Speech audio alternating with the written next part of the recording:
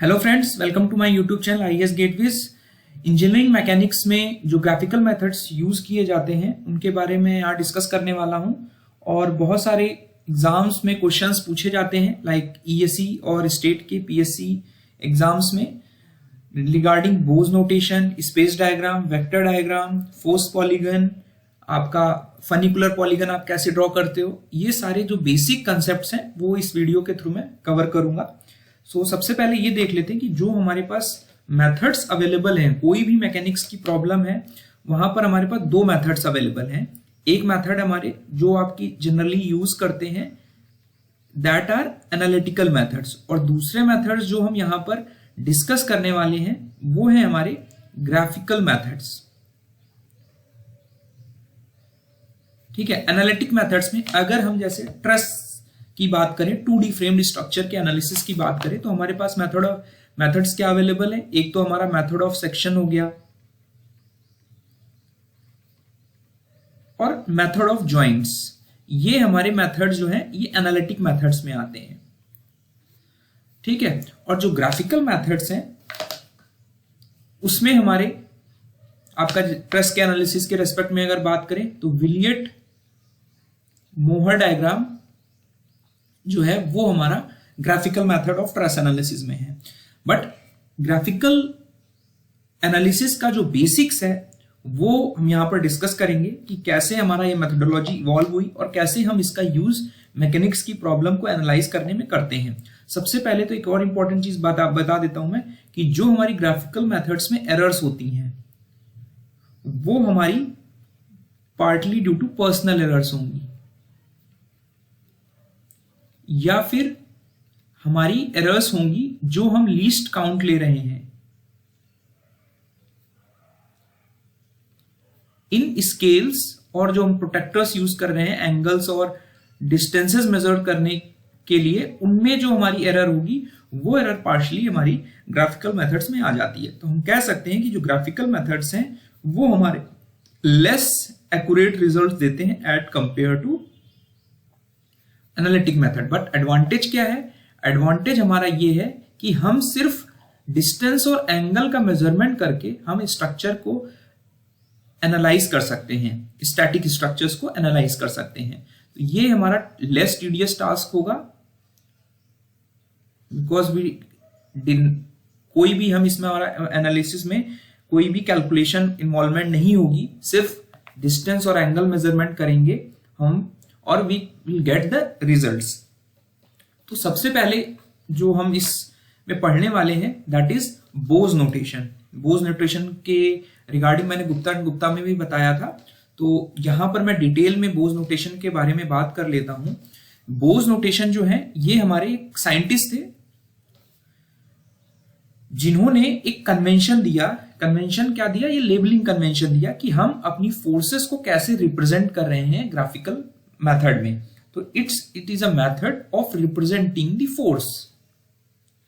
ठीक है, इन नोटेशंस के थ्रू हम अपनी फोर्सेस जो हमारी एग्जिस्ट कर रही सिस्टम में, फोर्स सिस्टम में, उनको रिप्रेजेंट करने के लिए जो नोटेशंस यूज कर रहे हैं वो बोज नोटेशंस हैं। अब यहां पर हमारा दो फोर्स सिस्टम दिया है। यहां पर एक ट्रस दिया हुआ है जिसपे हमारा ये एक्सटर्नल लोड लग रहा है और ये हमारे इंटरनल रिएक्शन जो जनरेट हो रहे हैं। ठीक है, एक हमारे पास ये सिस्टम है और ये सिस्टम कैसा है? हमारा कोप्लानर है बिकॉज सारी जो फोर्सेस हैं वो एक प्लेन में है, बट ये नॉन कॉन्करेंट है।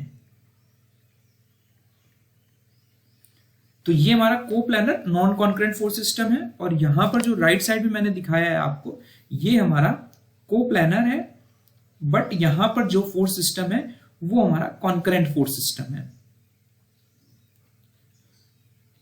ठीक है, तो दोनों में हम कैसे बोज नोटेशन यूज करेंगे वो मैं आपको बता देता हूं कि हमारी यहां पर तीन ट्रस में, इसमें तीन मेंबर्स हैं, 1 मेंबर, 2 मेंबर और 3 मेंबर। ठीक है, और ये हमारे दो रिएक्शंस हैं और ये हमारा एक्सटर्नल लोड है।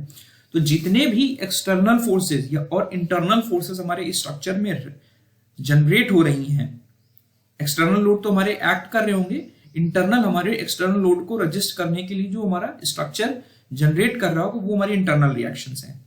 ठीक है, तो बोज नोटेशन ये कहता है कि आप पूरे स्ट्रक्चर में जो स्पेसेस हैं फोर्सेस के बीच में, उनकी हेल्प से आप फोर्सेस के मैग्नीट्यूड को डिनोट कर सकते हो। तो सिंप्लिसिटी के लिए पहले हम कोप्लानर कॉन्करेंट फोर्स सिस्टम देख लेते हैं। यहाँ पे F1 फोर्स है, F2 फोर्स है, F3, और ये common point concurrent force system के होने की वजह से कॉमन पॉइंट के थ्रू एक्ट कर रहे हैं।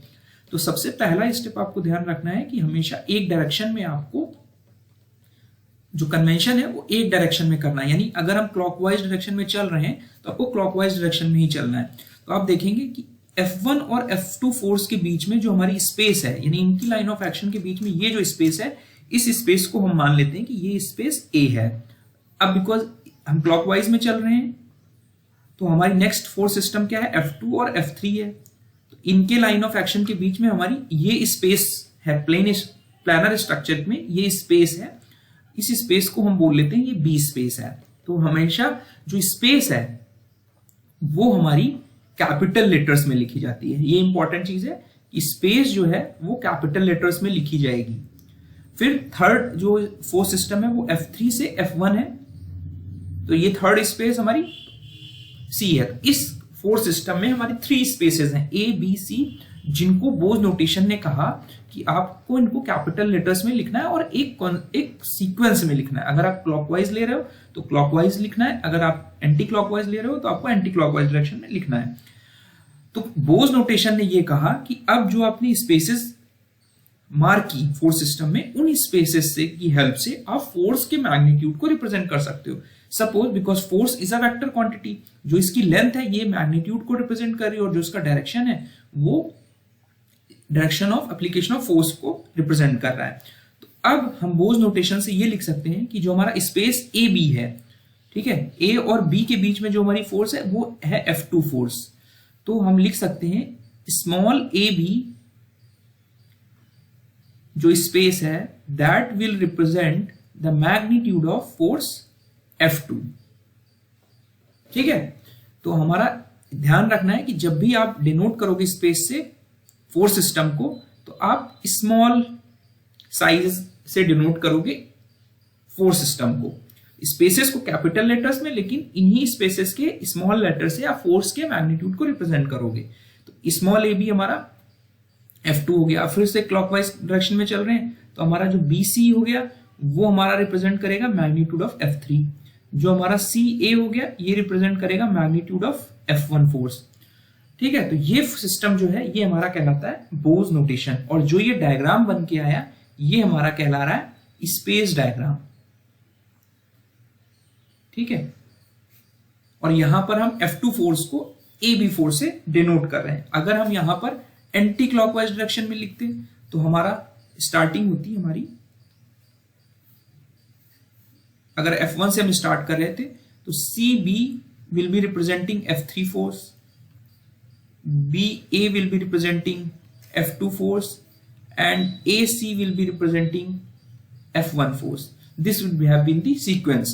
तो आप कोई भी सीक्वेंस फॉलो कर सकते हो। अब अगर हम coplanar non concurrent force system में आते हैं, ट्रस स्ट्रक्चर में आते हैं, तो आपका एक लाइन ऑफ एक्शन ये है, एक मेंबर फोर्स यहां पर है हमारी जिसपे हमारी इंटरनल रिएक्शन जनरेट हो रही है। ठीक है, तो अब इन मेंबर्स में जो डॉटेड मेंबर्स है इनमें फोर्स दिखाने के लिए आपको जो स्पेस अंदर है इस ट्रस के वो भी आपको स्पेस के फॉर्म में लेनी होगी। तो सबसे पहले अगर हम एंटी क्लॉकवाइज में चलते हैं तो इस लाइन ऑफ एक्शन और इस लाइन ऑफ एक्शन जो ये फोर्स है इसके बीच में जो स्पेस है वो हमारी A है। ठीक है, R1 से R2 के बीच में जो स्पेस है वो C है, R2 से लेके इस लोड के बीच में और इस मेंबर के बीच में जो फोर्स है स्पेस है वो B है, और इन तीनों के मेंबर्स के बीच में जो स्पेस है वो हमारी D है। तो अगर आपसे कहा जाता है, अगर हम क्लॉकवाइज डायरेक्शन में चल रहे हैं, AC will be representing the magnitude of reaction R1। ठीक है, R1 रिएक्शन आ जाएगा, फिर CB जो आएगा वो रिएक्शन R2 आ जाएगा।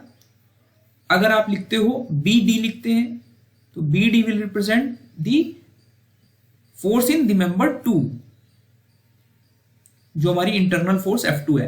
तो इसका एडवांटेज क्या है कि हम ग्राफिकल मेथड्स में इन डायग्राम्स की हेल्प से हम अपने रिजल्टेंट और इंटरनल फोर्सेस जो जनरेट हो रहे हैं स्ट्रक्चर में वो डायरेक्टली मेजर कर सकते हैं बिना कैलकुलेशन के। तो ये एक एस्पेक्ट हो गया। Vector diagram. तो जो हमने अभी डिस्कस किया ये हमारा स्पेस डायग्राम जो हमने कोप्लानर कॉन्करेंट फोर्स सिस्टम के लिए बनाया। अब अगर हमें इसका रिजल्टेंट चाहिए कि इस फोर्स सिस्टम में हमारा रिजल्टेंट एग्जिस्ट कर रहा है या नहीं कर रहा है, तो इसके लिए हम यूज करते हैं पॉलीगन लॉ, और पॉलीगन लॉ की हेल्प से हम कंस्ट्रक्ट करते हैं वेक्टर डायग्राम ऑफ फोर्सेस, और इनको हम फोर्स डायग्राम भी बोल सकते हैं, because we are denoting forces with the help of vectors. ठीक है, अब पॉलीगन लॉ ये कहता है कि जो भी आपकी फोर्स सिस्टम एग्जिस्ट कर रहा है उसको एक सीक्वेंशियल डायरेक्शन में आपको पॉलीगन की साइड से रिप्रेजेंट करना है। ठीक है, तो सबसे पहले हम मान लेते हैं एक कोई स्केल हमें अज्यूम करनी होगी। स्केल हम अज्यूम कर लेंगे सपोज कि 1 सेंटीमीटर जो है वो हमारा 5 किलो न्यूटन के बराबर है। ठीक है, इसके अकॉर्डिंग हम इस फोर्स सिस्टम से वेक्टर डायग्राम बनाने वाले हैं। तो ये हमारा स्पेस डायग्राम है, और इस स्पेस डायग्राम से हम बनाएंगे क्या, आपका वेक्टर डायग्राम। तो सबसे पहले कोई भी हम पॉइंट ले लेंगे। अब हमें पता है हम एंटी क्लॉकवाइज डायरेक्शन में चल रहे हैं, अभी सॉरी क्लॉकवाइज डायरेक्शन में चलते हैं। तो सबसे पहली जो फोर्स हम मानते हैं F1 है, F1 will been represented by AB force. ठीक है, तो AB जो फोर्स आपको लेनी है वो हमें F1 के पैरेलल लेनी है, बिकॉज पॉलीगन लॉ का ये रूल है कि जो फोर्स सिस्टम है आपका उसमें जो फोर्सेस आपको डिनोट करनी है वो आपकी सेम डायरेक्शन को रिप्रेजेंट करनी। तो पॉइंट हमने यहां से स्टार्ट किया ओरिजिन, और यहां पे गए, तो ये हमारा A है, ये B है, और ये डायरेक्शन जो है वो F1 के पैरेलल है। तो this is parallel to F1, और जो AB है, AB की जो लेंथ होगी वो हमारी मैग्नीट्यूड ऑफ F1 होगा। अगर F1 मान लें कि हमारा 10 किलो न्यूटन था, तो यहां पे जो AB की लेंथ होगी वो हमारी 2 सेंटीमीटर लिखी जाएगी। ठीक है, अब हमारा नेक्स्ट फोर्स है F2, यानी हम क्लॉकवाइज में चल रहे हैं तो BC फोर्स आएगी। अब BC का जो मैग्नीट्यूड होगा वो हमारा F2 के बराबर होगा, तो उसके अकॉर्डिंग आप लेंथ लोगे, और उसका जो डायरेक्शन होगा that should be parallel to F2। तो ये पैरेलल अगर ड्रॉ करोगे तो कुछ इस तरह आएगा, this is C and this is parallel to F2। ठीक है, C के बाद हमारा जो नेक्स्ट स्पेस CA है, CA जो है वो F3 को रिप्रेजेंट कर रहा है। अब यहां पर दो केसेस हैं कि हमारा ये अगर पॉलीगन क्लोज हो जाता है, इफ पॉलीगन गेट्स क्लोज्ड, जहां से स्टार्ट हुआ था वहीं पर आके हम खत्म हमारा पॉलीगन हो रहा है, तो ये बताएगा कि जो हमारा जो फोर्स सिस्टम है वो हमारा इक्विलिब्रियम में है। अगर हमारा क्लोज नहीं होता है, इट इज नॉट क्लोज्ड, तो इट मींस कि हमारे स्ट्रक्चर में एक रिजल्टेंट एग्जिस्ट कर रहा है, और अब हमें उसको रिजल्टेंट के मैग्नीट्यूड और डायरेक्शन को निकालना होगा।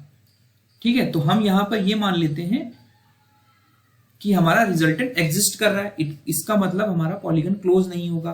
तो जो CA है वो हमारा कहीं F3 के पैरेलल आपको ड्रॉ करना है, तो ये मान लेते हैं यहीं पे जाके खत्म हो जाएगा, this is parallel to F3। और ये जो पॉइंट है ये हमारा A डैश मान लेते हैं, बिकॉज वो हमारा A से मैच नहीं कर रहा है। तो पॉलीगन लॉ ये कहता है कि जो आपके स्टार्टिंग पॉइंट थे और एंड पॉइंट थे, इनको अगर आप वेक्टर से ज्वाइन करते हो तो इसका जो मैग्नीट्यूड होगा, यानी magnitude of A dash vector will represent the resultant. तो सिर्फ सिंपली आपको स्केल से ये दूरी मेजर कर लेनी इन दोनों पॉइंट्स को, तो आपको इस फोर्स सिस्टम का रिजल्टेंट मिल जाएगा, बिकॉज ये हमारा फोर्स सिस्टम इक्विलिब्रियम में नहीं है, बिकॉज पॉलीगन क्लोज नहीं। अब इसको आपको एक क्लोज पॉलीगन बनाने के लिए एक रिजल्टेंट डालना पड़ेगा। तो रिजल्टेंट का जो डायरेक्शन होगा, जिस हमारा डायरेक्शन क्लोजिंग का ये था, बट हमारा रिजल्टेंट इसके अपोजिट डालना है, ये हमारा जो होगा ये आपका रिजल्टेंट कहलाएगा, और इसका डायरेक्शन जो होगा वो ये होगा। ठीक है, तो A dash will be the resultant. तो ये जो आपका बन गया, इसको आप बोलते हैं वेक्टर डायग्राम, जिसकी हेल्प से आप रिजल्टेंट और उसका मैग्नीट्यूड और उसका डायरेक्शन निकाल सकते हैं। ठीक है, इसी तरह आपका इस ट्रक्स में के स्पेस डायग्राम से आपने इसमें फोर्स डायग्राम या वेक्टर डायग्राम ड्रॉ किया है, ये मैं आपको एक्सप्लेन कर देता हूं। सपोज सबसे पहले हम किसी भी डायरेक्शन से स्टार्ट करते हैं। सबसे पहले हमारा जो लोड है वो नोन है, तो load will be represented by A B. Space हमारा जो है ये this is the demarcating line, demarcating force between the spaces A और बी का डिमार्केटिंग जोन है। तो ए बी यानी A B will represent the magnitude of force जो एक्सटर्नल लोड हमारा एक्ट कर रहा है। तो इसका लाइन ऑफ एक्शन के पैरेलल हमें एक लाइन ड्रॉ करनी है which will represent the force. ठीक है, तो ये ए हो गया, ये बी हो गया। ठीक है, इसका डायरेक्शन डाउनवर्ड डायरेक्शन में है। उसके बाद हमारा क्या है, हमारा नेक्स्ट जो है, हम मान लेते हैं अभी हम इस डायरेक्शन में चल रहे थे तो हम एडी फोर्स को मान लेते हैं। इस मेंबर्स की तीनों फोर्सेस को हम डिनोट कर लेते हैं इस डायग्राम में। तो एडी जो है, बिकॉज यहां पर ये मेंबर हमारे केस में होंगे, टेंशन में होंगे, कंप्रेशन में होंगे, सॉरी, इनका जो डायरेक्शन ऑफ फोर्स होगा कुछ इस तरह होगा। ठीक है, तो अब जो एडी स्पेस होगी वो हमारी इस मेंबर 1, मेंबर 2, मेंबर 3, मेंबर 1 की फोर्स को रिप्रेजेंट करेगी। तो आपको ए पॉइंट से एडी मेंबर 1 के पैरेलल फोर्स ड्रॉ करनी है, बिकॉज ये हमारा अननोन है, आपको पता नहीं है, आपको 1 मेंबर में फोर्स निकालनी है, यानी we have to determine the force in the member A. तो इसकी हेल्प कैसे यूज करेंगे फोर्स डायग्राम का, तो you will just draw line of indefinite length parallel to the member force N. तो जस्ट आप इसके पैरेलल ड्रॉ कर देंगे लाइन। अभी आपको डी नहीं पता है कहां पर आने वाला है। इसी तरह अब नेक्स्ट फोर्स पे जब जाएंगे बी, तो बी से डी पे ड्रॉ करेंगे। 2 में भी आपको फोर्स नहीं पता है, तो बी से भी डी मेंबर 2 के पैरेलल फोर्स ड्रॉ करेंगे। तो it will intersect at some point which is point D. तो आप अब क्या कर सकते हो, एडी का सीधे से मेजरमेंट करोगे आप, बिकॉज ये हम स्केल से डायग्राम से ड्रॉ कर रहे हैं, स्केल से ड्रॉ कर रहे हैं। तो जस्ट इसको मेजर करोगे तो आपकी जो एडी की लेंथ होगी वो हमारी सीधे सीधे मेंबर 2 के फोर्स की मैग्नीट्यूड के बराबर होगी। ठीक है, अब डीसी हमारी क्या होगी, will represent a force 3, and 3 force के पैरेलल आप कहां से ड्रॉ करेंगे, बिकॉज हमें सी पॉइंट अभी नहीं पता, डी पता है। ठीक है, तो we will draw a line parallel to this member force 3। तो इसके पैरेलल आप ड्रॉ करोगे, this intersection point will give you point C. ठीक है, तो जो सी डी का लेंथ होगा that will represent the magnitude of force in member F3। और जो रिएक्शन R2 होगा ये कैसे निकालोगे, बिकॉज ये जो है ये हमारा B और C स्पेस के बीच में है ये R2। तो जो B से C की लेंथ होगी, BC से C की लेंथ जो होगी वो हमारी this will represent the magnitude of reaction R1। ठीक है, तो B से C जा रहे हैं आप, तो इसका जो डायरेक्शन होगा वो रिएक्शन का अपवर्ड होगा। तो हम C पॉइंट पे आ गए। इसी तरह AC जो होगा वो आपका C से A जा रहे हैं, बिकॉज एक डायरेक्शन में आपको चलना है, ये ध्यान रखना है। तो C से A जा रहे हैं, तो जो C का A का मैग्नीट्यूड होगा वो R2 होगा। तो इस तरह आपने वेक्टर डायग्राम से फोर्स डायग्राम कंस्ट्रक्ट किया, यानी फोर्स डायग्राम स्पेस डायग्राम से कंस्ट्रक्ट किया, और हमने सभी फोर्सेस का मैग्नीट्यूड ग्राफिकल तरीके से निकाल लिया। ठीक है, उसके बाद आते हैं हमारा coplanar non concurrent force system, जिसकी हेल्प से हम बात करेंगे कि हम अपने स्ट्रक्चर की में पोलर डायग्राम और फनिकुलर पॉलीगॉन कैसे कंस्ट्रक्ट करते हैं। तो सबसे पहले हम क्या करते हैं, एक हम coplanar non concurrent force system लेते हैं। तो सिंपली हम एक बीम ले लेते हैं जिसपे हमारे 3 लोड एक्ट कर रहे हैं, P, Q, R, और हमारी जो स्पेसेस हो गई वो हो गई A स्पेस, B स्पेस, ये स्पेस जो है वो A है, ये रिएक्शन हम R1 मान लेते हैं, ये रिएक्शन R2 मान लेते हैं, ये फोर्स हमारी सी हो गई, स्पेस सी हो गई, दो line of action of force. ये जो क्यू आर के बीच में जो स्पेस है वो डी स्पेस हो गई, ये हमारी स्पेस जो हो गई ये ई स्पेस हो गई, और ये स्पेस एफ हो गई। तो आपको क्या करना है, सिंपली अभी हम नॉन फोर्स सिस्टम यानी बी सी डी ई, अब क्या आपने R1 और R2 का मैग्नीट्यूड निकाल रखा है, कहां से, फ्रॉम वेक्टर डायग्राम। तो सबसे पहले आपको स्पेस डायग्राम कंस्ट्रक्ट करना है, जो कि यहां पर मैंने दिखाया हुआ है। बोज नोटेशन की हेल्प से ये हमने स्पेस डायग्राम कंस्ट्रक्ट किया। अब स्पेस डायग्राम से आपको क्या कंस्ट्रक्ट करना है, we have to construct the vector diagram, because vector diagram से ही आप इस फोर्स सिस्टम में जो रिजल्टेंट्स हैं यानी R1 और R2 निकाल पाएंगे। तो R1 एंड R2 का जो मैग्नीट्यूड है वो हम वेक्टर डायग्राम और फोर्स डायग्राम से निकाल सकते हैं। ठीक है, अब जब इनके रिजल्टेंट रिएक्शंस आ गए, R1 R2 आ गए, ठीक है, वेक्टर डायग्राम के बाद आप क्या ड्रॉ करेंगे, will draw a polar diagram, और उसके बाद हम फनीकुलर पॉलीगन ड्रॉ करेंगे। फनीकुलर पॉलीगन जो है ये हमारा एक तरीके से ग्राफिकल मेथड है, जिसकी हेल्प से हम रिजल्टेंट, जो भी हमारा फोर्स सिस्टम है, रिजल्टेंट की लोकेशन डिटरमाइन कर सकते हैं। ठीक है, कि हमारा जो पूरा फोर्स सिस्टम में जो फोर्सेस एक्ट कर रही हैं उनका रिजल्टेंट, उनका लाइन ऑफ एप्लीकेशन क्या है, उसकी रिजल्टेंट का, वो हम बेसिकली फनीकुलर पॉलीगन से डिटरमाइन करते हैं।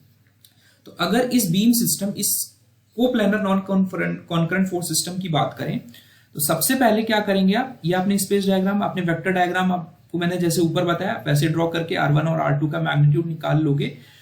ठीक है, फिर आप पोलर डायग्राम के लिए क्या करोगे, जो हमारे एक्सटर्नल लोड्स एक्ट कर रहे थे PQR, ठीक है, तो हम क्या करने वाले हैं, हमें R1 R2 भी पता है, तो पोलर डायग्राम आप कैसे कंस्ट्रक्ट करोगे, सबसे पहले ए बी जो है वो रिएक्शन, यानी A B is indicating the magnitude of R1, BC is indicating the magnitude of force P, CD is indicating the magnitude of Q force, D is indicating, हमेशा एक direction में चलना है, तो अगर हम क्लॉकवाइज में चल रहे हैं तो BC डायरेक्शन में चल रहे हैं, D is indicating the magnitude of reaction R, and EF is indicating the reaction R2. तो we will draw a load line, हम एक लोड लाइन ड्रॉ करेंगे। ठीक है, तो AB जो है वो हमारा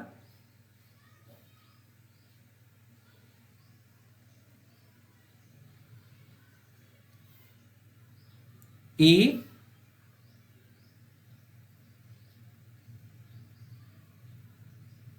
B, ठीक है, तो ये हमारा, अभी हम सिर्फ एक्सटर्नल लोड्स की बात कर लेते हैं कि we are going for PQR force, जो एक्सटर्नल लोड्स एक्ट कर रही है, मैं जस्ट अंडरस्टैंडिंग के लिए आपको बता दे रहा हूं। तो BC जो फोर्स है वो P को इंडिकेट कर रही है। ठीक है, तो we will to the draw a scale मान लेंगे कि 1 सेंटीमीटर हमारा 5 किलो न्यूटन है, वो एज पर कन्वीनियंस जो हमारी लोड से एक्ट कर रहे हैं उसके अकॉर्डिंग आप ड्रॉ कर लोगे।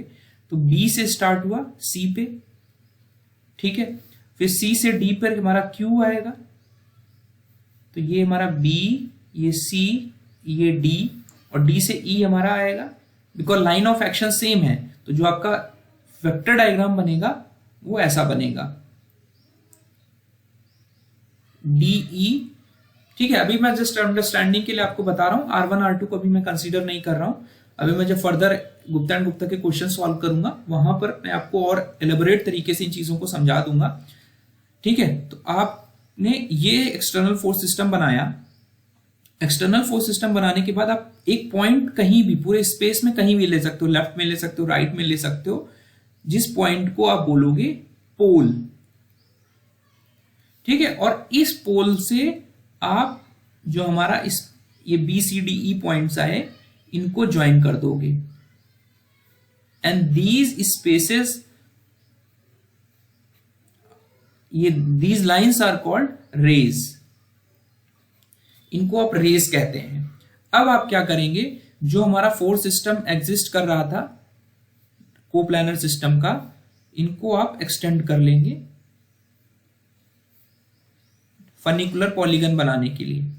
तो करना ये है आपको, जो स्पेस बी है, ठीक है, उस स्पेस में जो ये पॉइंट है, बिकॉज ये हमारी स्पेस को ही रिप्रेजेंट कर रहा है, तो बी ओ के पैरेलल एक आप लाइन ड्रॉ करोगे स्पेस बी में। तो इसके पैरेलल आप अगर ड्रॉ करोगे तो ये पॉइंट हमारा कहीं भी आपका ऐसे आएगा। तो इस फोर्स के साथ आपका जो इंटरसेक्शन होगा, इस line of application of force के ये पॉइंट ऑफ इंटरसेक्शन होगा। इस पॉइंट ऑफ इंटरसेक्शन से नेक्स्ट लाइन आप ड्रॉ करोगे स्पेस सी में पैरेलल टू सीओ। ये आपकी जो लाइन है ये पैरेलल, ये मान लेते हैं एल है, ये एम है, ये एन है, ठीक है। उसके बाद डी ओ के पैरेलल स्पेस डी में ड्रॉ करोगे, इसके पैरेलल आपने ड्रॉ किया ओ। उसके बाद ई ओ के पैरेलल आप फिर ड्रॉ करोगे स्पेस ई में पी। और इसके स्टार्टिंग पॉइंट को अगर आप जोड़ दो तो जो ये पॉलीगन बनेगा ये हमारा कहलाएगा फनिकुलर पॉलीगन, ठीक है। अब अगर ये पॉलीगन क्लोज हो रहा है कंप्लीटली, तो हमारा जो फोर्सेस हैं वो हमारी इक्विलिब्रियम में होंगी। अगर वो क्लोज नहीं हो रहा है, इट मींस कि हमारी जो फोर्सेस हैं वो हमारी जो फोर्स सिस्टम है वो इक्विलिब्रियम में नहीं है। तो ये जो आपका सिस्टम बना, ये आपका फोर्स पॉलीगन हो गया, ये फनिकुलर पॉलीगन हो गया। इसको आप लिंक पॉलीगन भी बोलते हैं। और जो आपने ये डायग्राम बनाया था पोल लेकर, ये पोलर डायग्राम हो गया, ठीक है। तो इसका मतलब फनिकुलर पॉलीगन को ड्रॉ करने के लिए आपको पोलर डायग्राम बनाना ही पड़ेगा, तभी आप ये पैरेलल जो स्ट्रिंग्स हैं इनको आप स्ट्रिंग्स बोलते हैं। ये पैरेलल रेज के रिस्पेक्ट में आप ये parallel strings of funicular polygon draw कर सकते हो। अब मैं फर्दर जो वीडियोस डिस्कस करूंगा इंजीनियरिंग मैकेनिक्स के गुप्ता एंड गुप्ता के सॉल्यूशंस में, बिकॉज ईएससी में भी क्वेश्चंस आए हैं इस टॉपिक में, तो आपको एग्जांपल के साथ और एलाबोरेट करता चलूंगा। जस्ट मैंने बेसिक के लिए आपको इंट्रोड्यूस किया। आई होप मेरा वीडियो आपको समझ में आया होगा। Thank you.